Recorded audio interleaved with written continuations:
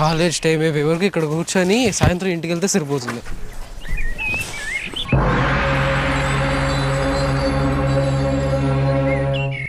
బాబు, అమ్మా నాన్న చదువుకోమని పంపిస్తే ఇలా వయసు కాలం వేస్ట్ చేస్తున్నావా?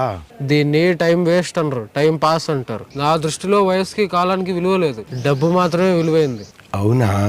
నా దగ్గర ₹1,00,00,000 ఉంటే sports bike, iPhone, gaming laptop అబ్బో మరెన్నో కొనుక్కొని బాగా ఎంజాయ్ చేసేవాడిని. మీరెవరో కానీ నా కాలం గురించి మోటివేషనల్ స్పీచ్ లేకుండా మీ పని మీరు చూసుకోండి.